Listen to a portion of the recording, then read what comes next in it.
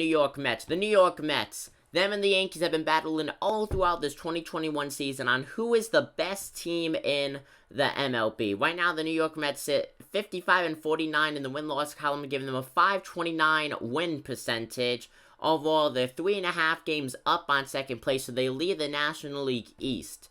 Now, overall, the New York Sportsbook projects the New York Mets to win around 84 games, so give them an 84-78 win-loss record.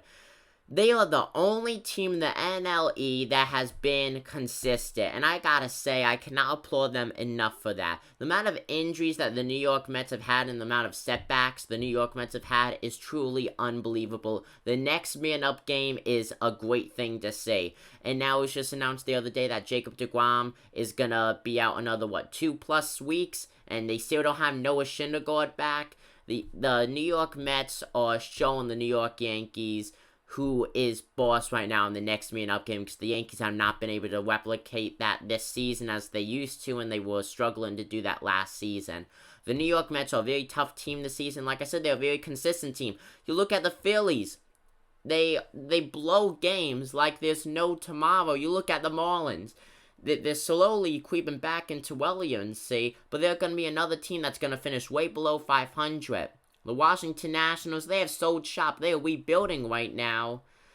And that's basically it, you know? And then the Atlanta Braves are very hard to tell. They could go on a 10-game winning streak, and then they could go on a 10-game losing streak. They're another inconsistent team. The New York Mets are the only standout team right now in the NLE, and that's going to be one of the biggest reasons why they make the playoffs. Overall, though, I would say it's a 50-50 shot on who wins the division, whether it's going to be the Mets or Phillies. Now, the Phillies right now are in second place. They're 3.5 games back on the Mets. If the Mets stay hot, or at least stay somewhat consistent, because I gotta say, that Toronto Blue Jays series was absolutely dreadful watching the New York Mets play. They had nothing going for them, both defensively and offensively. But if the New York Mets do well against NLE division rivals, they're 100% going to cruise to a playoff spot. Now, will they go far in the playoffs? That's very, very hard to say. But as of right now, the New York Mets are playoff bound, whether it's as the division win on the NLE or as a wild card, the New York Mets are going to make the playoffs, and I cannot stress that enough.